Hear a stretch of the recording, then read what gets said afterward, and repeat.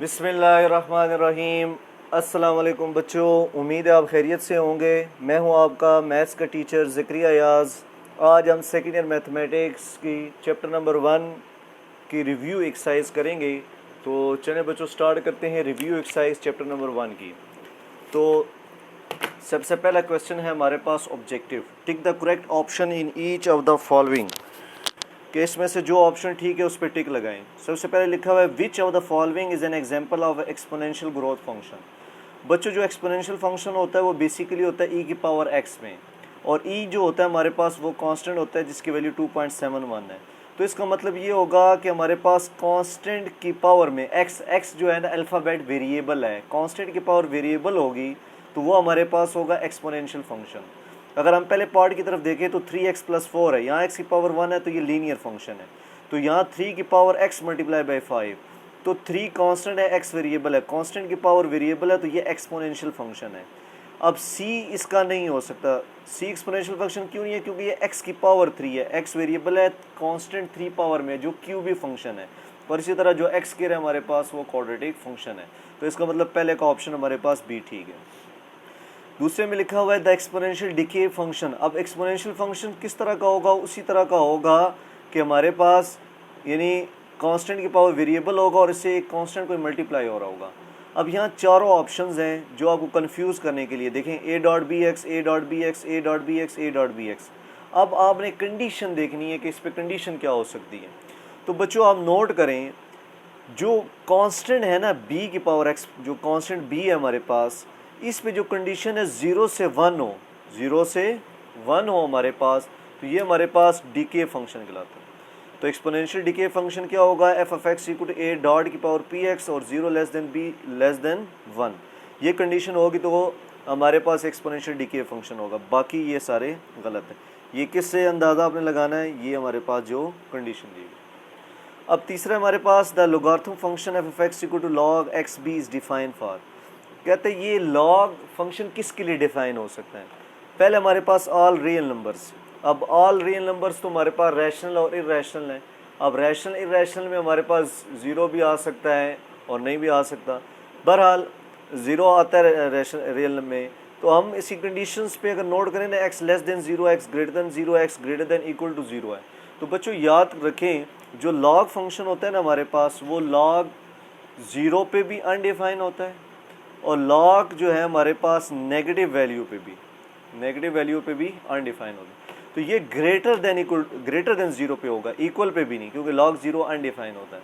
तो तीसरा ऑब्जेक्टिव है लोगारिथम फंक्शन हमारे लिए किसके लिए डिफाइन है? x ग्रेटर देन 0 पे। अब है हमारे पास इसका 4 part. What is the value log 125 to the base 5। ये बच्चों मैं यही हल कर देता हूँ। लॉग 125 जो होता है 5 का क्यूब बेस पे 5, ये आ गया। फिर क्या करेंगे? पावर लॉग से पहले आ जाएगी log 5 इंटू 5, ये आ जाएगा। log 5 जो होता है ये सेम है बेस। ये जो न्यू बुक आई है आपकी उसमें हमारे पास लिखा हुआ है कि सेम वैल्यू जो हो हमारे पास log 5 टू द 5, इसको हम 1 कहते हैं। बल्कि आप कह लें मैथ्स की प्रॉपर्टी है 3 1 ज़ा 3। इसका मतलब हमारे पास आंसर इसका डी ठीक है।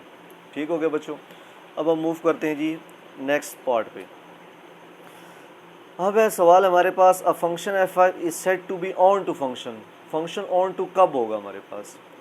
पहली बात, every element of the set A has unique image in the set B. जब यूनिक इमेज की बात कर रहा है कि हर एलिमेंट सेट ए के लिए सेट बी में एक यूनिक इमेज हो, तो बच्चों ये हमने पढ़ा था, ये फंक्शन की डेफिनेशन होती है। ये किसकी डेफिनेशन होती है? फंक्शन। फिर कहते हैं every element in the set B has pre image in the set A, यानी सेट बी का कोई ना कोई इमेज सेट ए पे ज़रूर बनेगा। मिसाल के तौर पे यानी 1 2 3 4 ये सेट ए है, ये सेट बी है, ये एफ है। 3 1 का इमेज है, 4 हमारे पास 2 का इमेज है। तो ये इसको कहते हैं 3 का प्री इमेज 1 है, 4 का प्री इमेज 2 है हमारे पास। तो इसका मतलब ये है जो ऑन टू फंक्शन होता है उसकी डेफिनेशन में यही शामिल है कि वो प्री इमेज हो सेट ए का। तो इसका मतलब ये हमारा ऑप्शन है। तीसरा वैसे देख लेते हैं कि some element of the set B have no pre image. जब नो प्री इमेज होगा इसका मतलब ये थोड़ा एक्सटेंड कर दें। यहाँ एक एलिमेंट 5 और लिखा हुआ है, एक एलिमेंट 5 और लिखा हुआ है जो किसी का इमेज नहीं है। तो ये जो था हमारे पास बच्चों, ये था इन टू फंक्शन, और f is both 1 1 onto, ये तो हो ही नहीं सकता। तो मुख्तसर 5वें का हमारे पास बी पार्ट है। फिर चलते हैं 6 पे जी।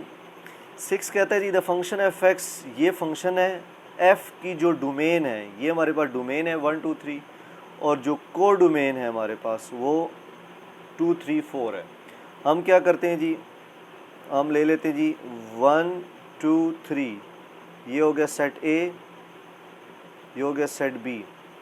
एफ फंक्शन डिफाइन कर देते हैं। 1 पुट करें एक्स में, 1 + 1 2, 1 2 का इमेज हो गया। 2 पुट करें जी, 2 + 1 3, 2 का अक्स 3 बन रहे हैं। फिर बच्चों आप क्या करें, 3 यहाँ एक्स की जगह पुट करें, 3 + 1 4, 3 का इमेज क्या आ रहा है 4। तो आप चेक करें 2 पे 2 1 का इमेज है, 3 2 का इमेज है और 4 3 का, ये मैच कर रहे हैं। अब आपने यहाँ नोट करना है कि डिस्टिंग के डिस्टिंग इमेजेस हैं, डिस्टिंग के डिस्टिंग इमेजेस, तो इसका मतलब क्या हो गया 1 to 1, एक बात। दूसरा आप नोट करें जो डोमेन है, जो रेंज है और को डोमेन वो इक्वल हैं, यानी रेंज सेट, जिस तरह एक शॉर्ट वीडियो मैंने लगाई थी कि रेंज सेट कम्प्लीटली यूज्ड हो तो इसको हम कहते हैं ऑन टू, या आप कह लें कि बी की जो रेंज है हमारे पास और जो को डोमेन है वो दोनों आपस में इक्वल हैं। तो इसका मतलब ये हो गया ये 1 to 1 भी है और ऑन टू भी है, तो इसका मतलब हमारे पास इसका ऑप्शन होगा both 1 to 1 and onto, ये आंसर होगा। अब मूव करते हैं नेक्स्ट पार्ट पे। अब है हमारे पास 7 ऑब्जेक्टिव। द फंक्शन एफ, और फंक्शन जो है जिसकी डोमेन रियल नंबर है और को डोमेन जो है हमारे पास 0 से इन्फिनिटी है, इस फंक्शन पे डिफाइन है। तो आपने कहा ठीक है जी, चेक कर लेते हैं। उसी तरह बच्चों क्या करें, दो सेट बना लें, ये सेट ए हो गया, ये सेट बी हो गया, ये हमारे पास फंक्शन सेट ए से बी हो गया। अगर आप रियल नंबर है, रियल नंबर में सारे नंबर आ सकते हैं। अब आपने ये नोट करना है कि मैं अगर इसमें -1 पुट करूँ, रियल नंबर डोमेन में से -1 पुट करूँ, तो -1 का स्क्वायर 1 + 1 2, -1 की इमेज क्या आ गई 2। फिर अगर मैं +1 पुट करूँ, 1 का स्क्वायर 1 + 1 2, तो 1 की इमेज भी क्या आ गया हमारे पास 2। तो -1 की इमेज भी 2 है, 1 और +1 की इमेज भी 2 है, तो इसका मतलब ये 1 to 1 तो नहीं है, क्योंकि डिस्टिंग के डिस्टिंग इमेजेस नहीं है। तो ये 1 to 1 तो नहीं है, 1 to 1 नहीं है, क्रॉस मैंने लगा दी, 1 to 1 नहीं है। अब ऑन टू चेक करना है हमने। अगर ऑन टू चेक करना है तो रियल में से अगर मैं 0 उठा के लिख दूँ, क्या उठा के पुट कर दूँ जी, रियल नंबर में से अगर मैं 0 पुट करूँ, x की जगह 0 पुट करूँ, तो मेरे पास y = 0 का स्क्वायर + 1 = 1, यानी 0 पे मेरे पास आउटपुट क्या आ रही है 1। लेकिन जो हमारे पास को डोमेन है बच्चों, वहाँ तो लिखा हुआ है कि स्टार्ट ही 0 से होना है, यानी x = 0 रियल नंबर से उठाया, ये रियल नंबर में से उठाया, आउटपुट आंसर हमारे पास 1 आया। लेकिन 1 तो जो है हमारे पास रेंज सेट में तो है ही नहीं, जो को डोमेन सेट है, तो इसका मतलब ये प्री इमेज किसी का भी नहीं है, प्री इमेज नहीं है। जब प्री इमेज नहीं है किसी का, ये एक्स्ट्रा पड़ा हुआ है, तो हम क्या कहेंगे, ये ऑन टू भी नहीं है, तो हम क्या कहेंगे, neither 1 to 1 nor on to.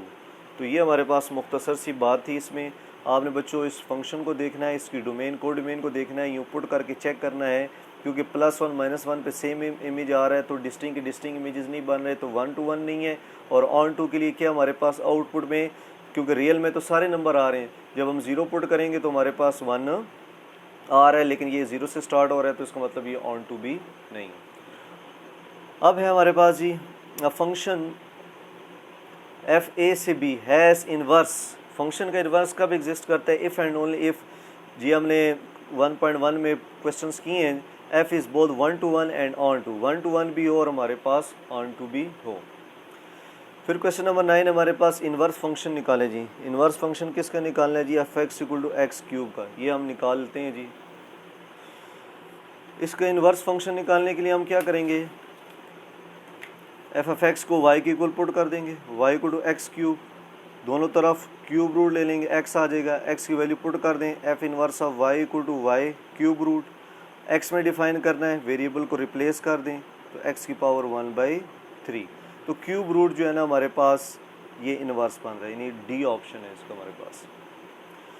फिर उसी तरह बच्चों the function f(x) = sin x, ये हमारे पास डोमेन है, ये हमारे पास को डोमेन है। अब आप क्या करें, ये यूँ बना के चेक करें, मतलब मैं -π/2 पुट करता हूँ, π/2 पुट करता हूँ, ये फंक्शन हो गया a से b। -π/2 साइन x में पुट करें तो आंसर -1 आएगा, +1 पुट π/2 पुट करेंगे साइन π/2 पे भी आंसर उस पर -1 आ रहा है, इस पर +1, यानी साइन -π/2 पुट करेंगे ना बच्चे डोमेन से तो -1 आंसर आ जाएगा। जब +π/2 पुट करेंगे तो +1 आ जाएगा, यानी -1 -π/2 की इमेज है 1 जो है हमारे पास π/2 में। अब आप नोट करें डिस्टिंग इमेजेस क्योंकि मुख्तलिफ है, तो ये हमारे पास क्या होगा 1 to 1, एक तो हो गया 1 to 1। दूसरा क्या बच्चों, एवरी एलिमेंट सेट बी जो है ना प्री इमेज मौजूद है ये सेट में, या आप यूँ कह लें रेंज और कोर डोमेन आपस में इक्वल हैं, रेंज और कोर डोमेन आपस में इक्वल हैं, तो ये हमारे पास क्या होगा ऑन टू भी होगा, तो ये 1 to 1 भी है हमारे पास, ऑन टू भी है, तो 1 to 1 and onto, both 1 to 1 and onto, ये वाला ऑप्शन हो, ठीक हो गया। इसके बाद स्केलिंग रेफर्स टू, स्केलिंग किस लिए करते हैं बच्चों, इंक्रीजिंग द साइज ऑब्जेक्ट नहीं, डिक्रीजिंग नहीं, maintaining the properties while resizing an object, ये एक ऑब्जेक्टिव है जो बुक से उठाए गए हैं कि maintaining the properties while resizing an object, और चेंजिंग द शेप ऑब्जेक्ट नहीं है हमारे पास। फिर है which of the following statement is true for the uniform scaling, कौन सी चीज़ यूनिफॉर्म स्केलिंग के लिए बच्चों, width and height change proportionally, only width changes, only height changes, width and height remain unchange, तो बच्चों ये हमारे पास both width and height change proportionally, ये आंसर है। फिर है हमारे पास what is the effect on the graph of f of x when it is placed by x equal to x plus 2। अब बच्चों नोट करें ये x प्लस 2 है, x plus 2 equal to 0, x equal to -2, तो इसका मतलब क्या होगा, हमारे पास जो +2 वाला है वो नेगेटिव की तरफ जाएगा, लेफ़्ट साइड की तरफ, तो ये क्या होगा, it shifts 2 units to left, ये वो जो 4 केसेस 1.5 मैंने लिखवाए थे वो यूज़ हुए। फिर है हमारे पास बच्चों the domain of y equal to sine verse x, मैं पहले बच्चों क्या लिखता हूँ साइन x, इसकी डोमेन जो थी मेरे पास रियल नंबर थी डोमेन, और जो रेंज थी मेरे पास रेंज वो -1 से 1, ये साइन x का था। जब हम साइन इनवर्स का करेंगे ना तो चीज़ें उलट जाती हैं, साइन इनवर्स के लिए क्या होता है हमारे पास, जो डोमेन होती है वो रेंज बन जाती है, जो रेंज होती है वो हमारे पास डोमेन, तो इसका मतलब जो इसकी डोमेन है मेरे पास वो साइन x की रेंज है। ये हमने सवाल किया था कि जब इन्वर्स में जाते हैं डोमेन रेंज में बदल जाती है और रेंज डोमेन में, तो इसका मतलब ये हो गया हमारे पास साइन वर्स की डोमेन जो होगी -1 से 1 होगी। तो यहाँ पे हमारे क्वेश्चन नंबर 1 कंप्लीट हो गया बच्चों। अब हम मूव करते हैं क्वेश्चन नंबर 2 की तरफ। अच्छा बच्चों, अब है हमारे पास question number 2, find the domain of the given function. Question 1 objective मैंने करा दी है, डोमेन हमारे पास हमने निकालनी है। तो बच्चों नोट करिए अंडर रूट वाला फंक्शन है, तो इसका मतलब ये होगा हमारे पास जो अंडर रूट के अंदर वैल्यू लिखी हुई है ये ग्रेटर देन इक्वल टू 0 होनी चाहिए, यानी ये वाला फंक्शन 0 या 0 से बड़ा होना चाहिए। तो x plus 2 greater than equal to 0 का मतलब x greater than equal to -2, यानी x -2 से ग्रेटर होना चाहिए। सो जो डोमेन बनेगी मेरे पास वो क्या होगी, -2 से इन्फिनिटी, तो इसकी डोमेन में हमारे पास -2 से इन्फिनिटी आ गई। अब बच्चों है हमारे पास इसका सेकंड पार्ट। अब जो सेकंड पार्ट है ये भी तो अंडर रूट वाला फंक्शन है, इसके लिए भी बच्चों यही कंडीशन है कि जो अंडर रूट के अंदर वैल्यू है वो ग्रेटर देन इक्वल टू 0 होनी चाहिए। इसका मतलब 2x greater than equal to 3 हो गया, x greater than equal to 3/2 हो गया। सो जो डोमेन मेरे पास आएगी इसकी वो क्या होगी 3/2, क्योंकि इक्वल का निशान है, ग्रेटर देन इक्वल टू 0, 3/2 होगा इनटू इन्फिनिटी, ये हमारे पास इसकी डोमेन आ गई। अब है बच्चों हमारे पास फ्रैक्शन में आ गए। जब फ्रैक्शन में हमारे पास आ जाता है तो हमारे पास डोमेन क्या होती है बच्चों, रियल नंबर x-2 किस पे अनडिफाइन हो रहा है, इसको इक्वल टू 0 रखें, x इक्वल टू 2 पे, यानी ये फंक्शन r वैल्यू के लिए डिफाइन है एक्सेप्ट 2 के लिए, तो रियल में से 2 को माइनस कर दें, ये इसकी डोमेन आ गई। अच्छा बच्चों, अब है हमारे पास इसका डी पार्ट। अब ये भी अंडर रूट वाला केस है। जब अंडर रूट वाला केस होता है तो हम क्या करते हैं, जो अंडर रूट के अंदर वैल्यू होती है इस पर कंडीशन लगा देते हैं, ये greater than equal to zero पे होना चाहिए, यानी इक्वल का निशान आएगा। अब हम इसको हल करते हैं। अच्छा बच्चों, अब क्या करते हैं जी, हमने इसकी मिड टर्म ब्रेक कर ली, x कॉमन ले लिया, x minus four minus one common ले लिया, x minus four greater than equal to zero, x minus four common ले लिया into x minus one greater than equal to zero. इसका मतलब ये होगा x minus four greater than equal to zero और x minus one greater than equal to zero, x greater than equal to four, x greater than equal to one. यानी हमारे पास 4 या 4 से बड़े ले सकते हैं, 1 या 1 से बड़े नंबर ये हम ले सकते हैं, लेकिन इनके दरमियान वाले नंबर नहीं ले सकते। मिसाल के तौर पे मैं लेता हूँ जी, ये है मेरे पास माइनस इन्फिनिटी, ये है प्लस इन्फिनिटी। ये मेरे पास आ गया जी 0 1 माइनस टू माइनस वन, ये इस साइड पे आ गया, ये 1 2 3, x equal to 1, x equal to 1 क्या हमारे पास, x इक्वल टू 1 बच्चों हमारे पास ये वाली जगह है, x greater than equal to 1, और x greater than equal to 4 कौन सी जगह है, ये वाली है। यानी इसके दरमियान वाली जगह हम नहीं ले सकते, यहाँ से लेकर यहाँ तक दरमियान वाली ये ले सकते हैं, और बाकी सारी हम वैल्यू ले सकते हैं। यानी बेसिकली ये मैंने आपको दोबारा समझाने के लिए कर दिया है कि माइनस इन्फिनिटी से इन्फिनिटी हो, ये 0 1 2 3 4 5। अब 1 हमारे पास बन रहा है ये वाली पोजीशन, 4 बन रही है हमारे पास ये वाली पोजीशन, 1 और 4 इंक्लूडेड हैं, लेकिन इनके दरमियान वाले नंबर हम नहीं ले सकते, और ये वाली वैल्यू भी ले सकते हैं, ये वाली वैल्यू भी, क्योंकि x greater than equal to 1 और x greater than equal to 4, ये इन जो ये वाले नंबर्स होंगे ना 1 और 4 तक, यानी 1 से ग्रेटर क्या है 2 3 4, तो 2 3 4, तो ये दरमियान वाली नहीं ले सकते, 1 और 4 इंक्लूडेड है। बेसिकली ये इंटरवल हमारे पास बन रहा है माइनस इन्फिनिटी से 1 तक जो इंक्लूडेड है, 1 से 4 तक ये दूसरा हो गया, ये a हो गया, ये b हो गया, और ये 4 से इन्फिनिटी तक। अब ये वाला जो इंटरवल होगा ये इंक्लूडेड नहीं होगा, तो हमारे पास जो डोमेन बनेगी इसकी, वो डोमेन क्या बनेगी बच्चों, वो बनेगी माइनस इन्फिनिटी से 1 यूनियन 4 से इन्फिनिटी। यानी पहले वाला लेंगे और ये वाला लेंगे और ये वाला यूनियन, और दरमियान वाली वैल्यू नहीं लेंगे, क्योंकि इस पॉइंट्स पे हमारे पास फंक्शन अनडिफाइंड है। अब है बच्चों हमारे पास question number 3, find domain and range of the given function f of x equal to 1 plus x square. ये हमारे पास क्वाड्रेटिक फंक्शन है, तो जो डोमेन होगी हमारे पास वो क्या हो जाएगी, वो होगी real number minus infinity two plus infinity, और जो रेंज होगी हमारे पास, अब रियल नंबर है ना, तो इसमें सबसे लोएस्ट आंसर क्या आ सकता है, अगर क्यों ये एक्स स्क्वायर लिखा हुआ है क्वाड्रेटिक है ना, अगर मैं इसमें एक्स की जगह 0 पुट कर दूं तो हमारे पास जो मैक्सिमम आंसर आएगा या लोएस्ट आंसर आएगा वो मेरे पास आएगा 1। तो इसका मतलब ये हो गया मेरे पास जो रेंज होगी वो, तो 0 पुट करने से जो रेंज बनेगी मेरे पास वो क्या होगा, y equal to 1 plus 0 y equal to 1 आ जाएगा, यानी 1 से इन्फिनिटी। तो अगर आपको मसला हो रहा है कि 1 कैसे आएगा, तो बच्चों ज़रा नोट करें ना, यूँ ये बेसिकली लिखा हुआ है y equal to 1 plus x square, y minus one equal to x square, दोनों तरफ अंडर रूट ले लें y माइनस वन, तो y की क्या मिनिमम वैल्यू पुट की जाए ये अंडर रूट वाला फंक्शन 0 हो जाए, या वो कंडीशन लगा लें y1 greater than equal to 0 y greater than equal to 1। तो इस जगह से हमें पता लगता है कि ये 1 से इन्फिनिटी है। तो मुख्तसर आप यूँ याद रख लें, जो क्वाड्रेटिक वाला फंक्शन होगा उसमें जो हमारे पास समझ लें कि लोएस्ट आंसर क्या आ सकता है, तो x इक्वल टू 0 पुट करने से 1 आएगा, क्योंकि अगर हम माइनस 1 ही पुट करेंगे तो वो स्क्वायर होके प्लस 1 हो जाएगा, तो इसकी रेंज 1 से इन्फिनिटी है। अब है बच्चों हमारे पास इसका third part, f of x equal to x plus 1, ये भी हमारे पास होल क्वाड्रेटिक फंक्शन है। अब इसकी जो डोमेन होगी वो हमारे पास क्या होगी बच्चों, क्योंकि अंडर रूट भी नहीं है, फ्रैक्शन भी नहीं है, डोमेन हमारे पास रियल नंबर या minus infinity two plus infinity.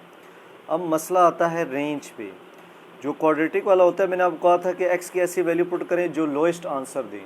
अगर आप चेक करें ना हमारे पास, अगर हम इसको इक्वल टू 0 पुट करें, 2x plus 1 equal to 0, 2x equal to हमारे पास minus 1, x equal to minus 1/2, x की जगह अगर हम माइनस 1/2 फंक्शन में पुट करें तो y equal to f of x हमारे पास क्या आंसर आ जाएगा 0। चेक कर लें, एक्स की जगह -1/2 पुट करेंगे, 2 कट जाएगा, -1 + 1 0 आ जाएगा।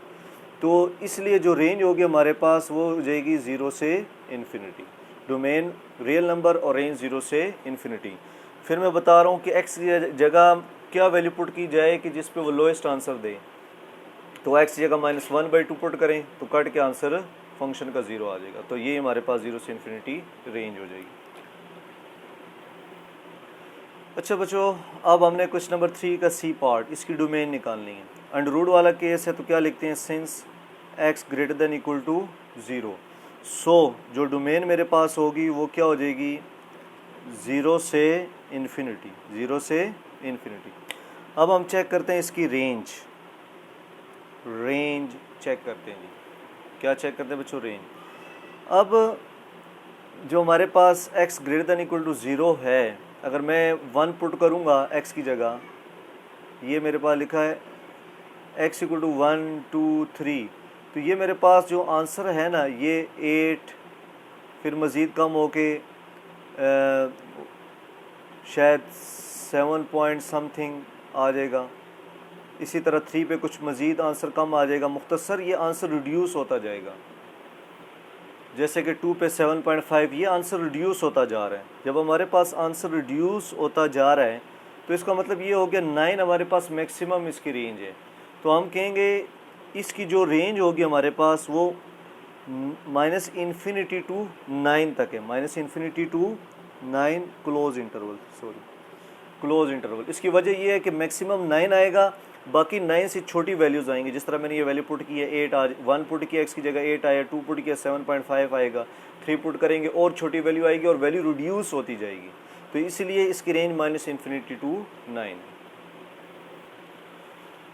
अब है हमारे पास क्वेश्चन 3 का डी पार्ट, इसकी डोमेन रेंज बताएं। बच्चों अंडर रूट वाला फंक्शन है, अंडर रूट वाले फंक्शन में मैंने क्या कहा, आप लिखेंगे since 4 - x² greater than equal to 0, 4 greater than equal to x²।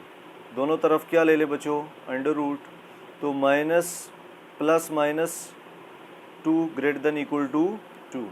फिर इसको कैसे लिखते हैं, -2 less than equal to x less than equal to 2, ये इसका लिखने का स्टाइल हो जाएगा। यानी -2 less than equal to x less than equal to +2। तो इसका मतलब ये हो गया जो इसकी डोमेन होगी है मेरे पास वो होगी है -2 से 2, क्योंकि इक्वल का निशान है, क्लोज इंटरवल आ जाए। अब हमने निकालनी है रेंज। अब रेंज के लिए क्या करते हैं, अगर इसकी डोमेन -2 से 2 है, मैं एक छोटा सा टेबल बना के आपको बताता हूँ। -2 से 2 है x y, -2 पुट करेंगे हमारे पास 3 आंसर आ जाएगा, -1 यहाँ पुट करेंगे √3 और ये हमारे पास 4.7 आ जाएगा। x का 0 पुट करेंगे 5 आ जाएगा, 1 पुट करेंगे 4.7 आ जाएगा, 2 पुट करेंगे हमारे पास 3 आंसर आ जाएगा। यानी ये डोमेन -2 से 2 है हमारे पास बच्चों, वो मैंने फंक्शन के अंदर पुट करके चेक करना चाहिए कि रेंज कहाँ तक आ सकती है। तो आप चेक करें, मैक्सिमम आंसर आया हमारे पास 5, मिनिमम आंसर आया 3। तो डोमेन की कंडीशन -2 से 2 थी, तो इसलिए -2 से 2 लेके पुट करके चेक कर लिया, तो इसलिए जो रेंज आया है हमारे पास मिनिमम 3 है, मैक्सिमम 5 है। तो ये इस तरीके से निकाली गई है। उम्मीद करता हूँ समझ आ गया होगा क्वेश्चन। अब हम मूव करते हैं नेक्स्ट क्वेश्चन नंबर 4 की तरफ।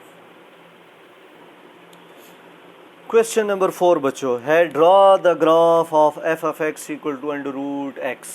अब ये है हमारे पास √, वाला ग्राफ। तो इस पे तो कंडीशन होती है कि x greater than equal to 0, क्योंकि अंदर x लिखा हुआ है √, वाला। यानी हम 0 और 0 से बड़े नंबर ले सकते हैं, इससे छोटे नंबर हम नहीं ले सकते। तो 0 1 2 3 4 ले लें, x की जगह 0 पुट करें 0 आएगा, 1 पुट करेंगे 1, 2 पुट करेंगे 1.4, x की जगह 3 पुट करेंगे 1.7, 4 पुट करेंगे 2। x एक्सिस y एक्सिस, ये हमारे पास x एक्सिस हो गया, ये y एक्सिस, x एक्सिस पे 4 तक नंबर ले लेंगे, y एक्सिस पे 1, 1.4, 1.7, 2। बच्चों बस प्लाट कर दें, 0 पे 0, 1 पे 1.4, 2 पे 1.7, 3 पे 1.7 हो गया, 4 पे 2, और इन पॉइंट्स को आपस में ज्वाइन कर दें। ये हो गया y को √x का ग्राफ। ठीक हो गया। अब हमें कहा हुआ है मज़ीद के y इक्वल टू x - 2 √, और √x + 4 का ग्राफ बनाएं। अब पहला है x - 2 √, ये x से नंबर माइनस हो रहा है, x से नंबर माइनस होने का मतलब है x minus two equal to 0, x equal to 2। तो इसका मतलब ये हो गया, यही ग्राफ का बिहेवियर होगा और लेफ़्ट साइड पे हम मूव करेंगे 2 नंबर पे, लेफ़्ट साइड पे मूव करेंगे 2 पे, और यही बिहेवियर हम ड्रॉ कर देंगे, यानी हॉरिजेंटल शिफ्ट 2 यूनिट्स राइट। ये हमें कहाँ से पता लगा, x माइनस 2 से, जिस तरह हमने 1.5 में स्केलिंग की हुई है। ये बात समझ आ गई बच्चों। अगर आपने एग्जैक्ट मैचिंग करनी है, मैंने पहले भी आपको बताया हुआ है कि x की जगह 2 पुट करेंगे 0, x की जगह 3 पुट करेंगे तो हमारे पास 1.4 आ जाएगा, 4 पुट करेंगे हमारे पास √2 पे आंसर आ जाएगा 1.7, और इस तरह का बिहेवियर बना। फिर हमारे पास बी पार्ट लिखा है √x के बाद 4 लिखा हुआ है, यानी फंक्शन के बाद 4 ऐड हो रहा है। जब फंक्शन के बाद 4 ऐड हो रहा होता है, इसका मतलब होता है प्लस हो तो अपवर्ड ग्राफ बनाना है और माइनस हो तो डाउनवर्ड। अब +4 का मतलब ये है, ओरिजिनल ग्राफ था 0 पे, तो ओरिजिनल ग्राफ का बिहेवियर देखें किधर था, 0 पे। अब ये 4 नंबर ऊपर चला जाएगा और सेम बिहेवियर देगा, जैसे कि 1 2 3 4 नंबर ऊपर चला गया और सेम बिहेवियर आपने ड्रा कर देना। अगर आपको मसला आ रहा है कि भाई मैं कैसे ड्रा करूं, बच्चों यहाँ आप पॉइंट ले लें 0 1 2 3 पुट करें, ग्राफ प्लॉट कर दें, बिहेवियर सेम आएगा, और ये वर्टिकल शिफ्ट 4 यूनिट्स अप। फिर आगे हमारे पास f(x) equal to minus under root x. अब माइनस एंड रूट एक्स और x एंड रूट का ग्राफ ये सेम है, सिर्फ ऑपोजिट आएगा, यानी वो ऊपर की तरफ था यूँ ग्राफ था, ये वाला ग्राफ क्या हो जाएगा नीचे की तरफ, -x is the graph opposite to the y equal to x under root, मैंने ये लिख दिया। ग्राफ आप प्लॉट करके भी देख सकते हो। फिर ये सवाल अब है टेक्निकली, इसमें दो चीज़ें हो रही हैं कि x में 2 माइनस हो रहा है, यानी x माइनस 2 इक्वल 0, x इक्वल टू 2, यानी 2 यूनिट्स हमने राइट साइड पे आना है, और फंक्शन में 1 ऐड हो रहा है। 1 ऐड का मतलब 1 स्टेप ऊपर जाना है हमने। तो वैसे तो अगर ये 1 ना होता तो हम ग्राफ का बिहेवियर यहाँ से यूँ बनाते हैं, लेकिन ये 1 ऐड हो रहा है तो इसके करस्पॉन्डिंग जो हमारे पास आंसर बन रहा है ग्राफ का बिहेवियर, तो 1 यूनिट्स ये अप हो गया, 2 यूनिट्स हम हॉरिजेंटल शिफ्ट हो गया, और ये ग्राफ का बिहेवियर हमने दे दिया। और नीचे मैं लिख दिया हॉरिजेंटल शिफ्ट 2 यूनिट राइट, ये देखिए 2 यूनिट राइट आगे, and vertical shift 1 unit upward, क्योंकि इसमें बेसिकली दो चीज़ें लग रही थी, x में से भी नंबर माइनस हो रहा था और फंक्शन के अंदर भी एक ऐड हो रहा था, फंक्शन के बाद, यानी फंक्शन में +1 ऐड हो रहा था। तो उम्मीद करता हूँ आपको ग्राफ का बिहेवियर समझ आ गया होगा। अब मूव करते हैं इसके बाकी दो पार्ट्स की तरफ। अब है हमारे पास f(x) equal to 4 into root x. अच्छा बच्चों देखें, अब 4 इंटू रूट एक्स, अब इसका मतलब ये है कि फंक्शन जो x है 4 से मल्टीप्लाई हो रहा है, और ये बेसिकली हमारे पास y लिखा हुआ है, y equal to 4 into root x लिखा हुआ है। तो इसका बिहेवियर हमारे पास ये आएगा, लेकिन हम इसका वो आउटपुट क्या लिखेंगे, the graph is compressed, graph compressed हुआ है by changing y values, y में वैल्यू चेंज हो रही है, ये देखें ना, मतलब ये y वैल्यूज़ चेंजिंग का मतलब पहले वैल्यू 0 1 2 3 4 पे था, अब देखो कितने वैल्यूज़ बढ़ रही हैं, तो इसका मतलब होता है by changing y values by 4 units in the same direction में y में चेंज आ रहा है।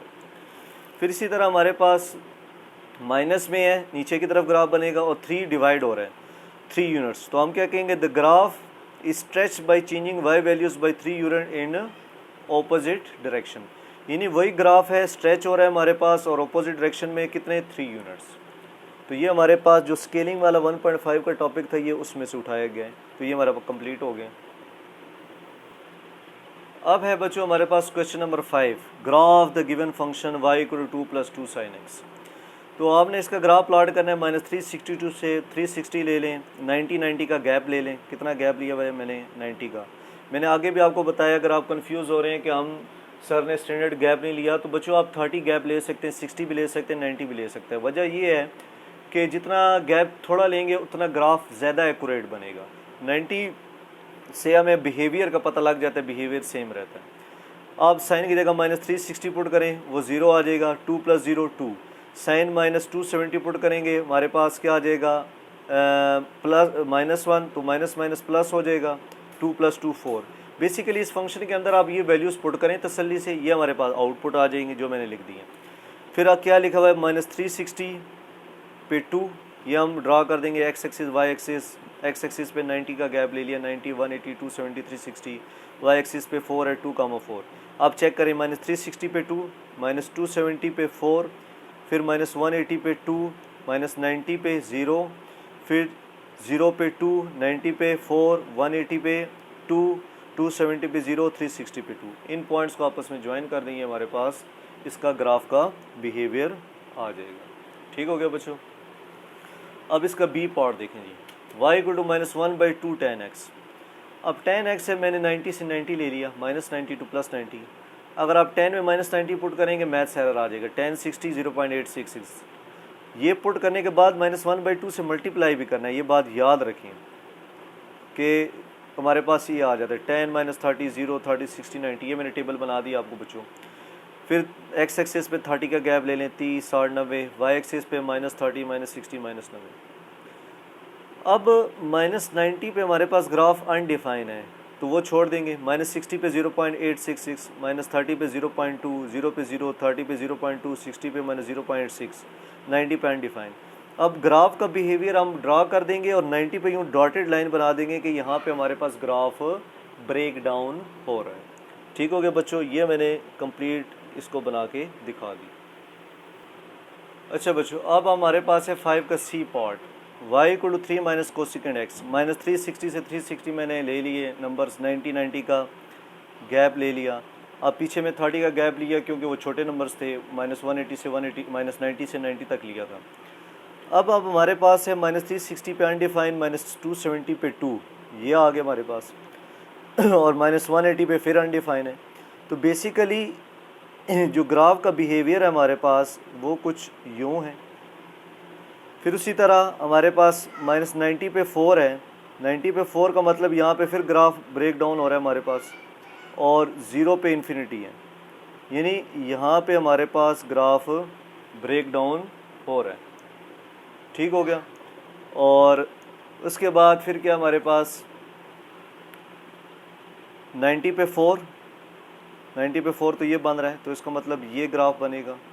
180 पे फिर अनडिफाइन हो रहा है तो यूँ हो जाएगा। फिर यानी पहली वैल्यू अपवर्ड फिर डाउनवर्ड, सॉरी इसको अपवर्ड बनाना था, ये बल्कि यूँ बनेगा ग्राफ इसका, यूँ ये वाला ग्राफ होगा। इसको मैं ज़रा ठीक कर देता हूँ। ये जो तीसरे के लिए ग्राफ बनेगा उसका बिहेवियर कुछ इस तरह का होगा। फिर चौथे के लिए क्या हो जाएगा, डाउनवर्ड, sin 360 पे अनडिफाइन है, यूँ।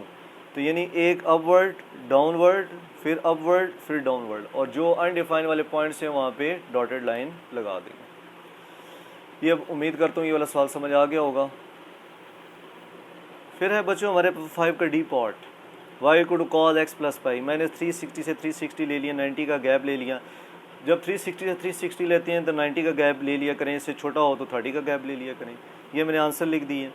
अब आप चेक करें हमारे पास -360 पे क्या है, -360 पे -1 ये आ जाएगा, -270 पे 0, -180 पे 1, -90 पे 0, 0 पे -1 ये पॉइंट आ गया, 90 पे 0, 180 पे आ गया मेरे पास 1, 270 पे 0, 360 पे -1। तो बस इन पॉइंट्स को आपस में ज्वाइन कर दें तो ये हमारे पास इस ग्राफ का बिहेवियर बन जाएगा। तो ये हमारे पास क्वेश्चन नंबर 5 कंप्लीट हो गए। अब बच्चों हमने डोमेन एंड रेंज निकालनी ऑफ इनवर्स फंक्शन। तो पहले तो हम लिख लेते हैं ना कि f(x) हमारे पास है log x² + 1। फिर क्या करते हैं, इसकी डोमेन लिख लेते हैं, डोमेन f(x), रेंज f(x). ठीक हो गया। अब क्योंकि log x² + 1 कोई एक नंबर ऐड हो रहा है, अगर हम x की जगह 0 भी पुट करेंगे तो log 1 आ जाएगा, और log 1 का जो आंसर होता है वो मेरे पास होता है 0। तो इसका मतलब ये होगा इसकी डोमेन रियल नंबर होगी, या -∞ to ∞। ठीक हो गया बच्चों। अब रेंज क्या होगा हमारे पास, एटलीस्ट आंसर क्या आ सकता है जब हम रियल नंबर में से x की जगह 0 पुट करेंगे, x की जगह 0, तो क्या हो जाएगा log 0 + 1 विच इज़ log 1 = 0, यानी मिनिमम आंसर क्या आ रहा है 0, तो रेंज क्या हो जाएगी 0 से ∞। ठीक हो गया। अब हमें पता है नो जो एफ इनवर्स की डोमेन है हमारे पास, एफ इनवर्स ऑफ एक्स की जो डोमेन है और एफ इनवर्स ऑफ एक्स की जो रेंज है हमारे पास,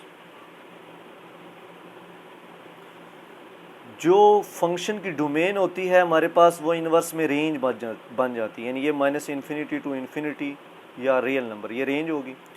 और जो हमारे पास रेंज होती है वो हमारे पास इनवर्स में डोमेन बन जाती है। बस ये आपने याद रखना है, जिस तरह हमने एक्सरसाइज 1.1 में किया था। तो ये हमारे पास इसका आंसर आ गया, और यहाँ किस तरह किया ये मैंने आपको समझा दिया। अच्छा बच्चों, अब है हमारे पास क्वेश्चन नंबर 7। 7 कहता है हमारे पास f of g x, f of g x ये कंपोजिशन फंक्शन है, और g of f of x equal to x के सामने प्रूफ करें जब हमारे पास गिवन क्या हो, f of x equal to e की पावर एक्स हो, g of x equal to log of x हो। तो सबसे पहले हम क्या निकालते हैं, f of g of x. F ये क्या बच्चों लिखा है, g of x, g of x की वैल्यू क्या है हमारे पास, लॉग ऑफ एक्स। अब एफ ऑफ लॉग एक्स, इसका मतलब है कि आप पुट करें x equal to log x F वाले फंक्शन में। तो एफ क्या हमारे पास 1, तो वहाँ पुट कर दें e की पावर लॉग x। अब लॉग और e आपस में एंटी लॉग होते हैं, ऑपोजिट होते हैं, ये कट के x आंसर आ जाए, ये हो गया 3। फिर आप क्या निकालें, g F of x, g अपनी जगह पे एफ ऑफ x की जगह क्या आ जाएगा, e की पावर x। फिर उसी तरह इसका मतलब है put x equal to e की पावर x इन 2। कैसे पता लगा कि ये g के फंक्शन में e की पावर x पुट कर रहे हैं। जिस तरह बच्चों हम नहीं कहते g ऑफ 2 निकालें, तो हम क्या करते हैं x इक्वल टू g में पुट कर देते हैं। इसी तरह में क्या कह रहा है कि आप g ऑफ e की पावर x निकालें, तो मैंने सिंपल क्या कर दिया, x की जगह e की पावर x पुट कर दिया। पुट करें जी, तो ये log e की पावर x आ जाएगा। अब पावर जो होगी log से पहले आ जाएगी, जो log e होता है ये हमारे पास 1 आ जाएगा, ये आ जाएगा x। तो कंपेयरिंग 3 और 4, तो हमारे पास कंपोजिशन फंक्शन प्रूव्ड हो जाएगा। अच्छा बच्चों, जब हम कंपेयरिंग करेंगे तो f of g x, g of f of x, ये जो कंपोजिशन फंक्शन है ये हमारे पास प्रूव्ड हो जाएगा।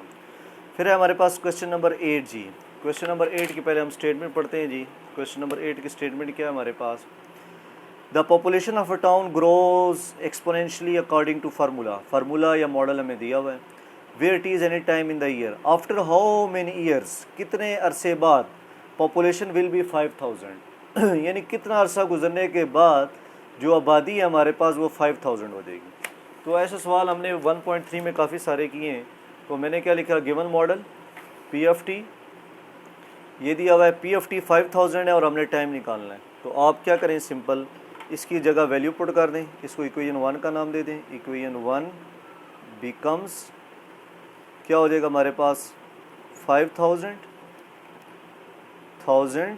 ई की पावर 0.05 इंटू टी, ये नीचे आके डिवाइड हो जाएगा, ई की पावर 0.5 इंटू टी, ये डिवाइड होने के बाद 5 आ जाएगा, ई की पावर 0.5 इंटू टी, और ई की पावर 0.05 इंटू टी इक्वल टू 5।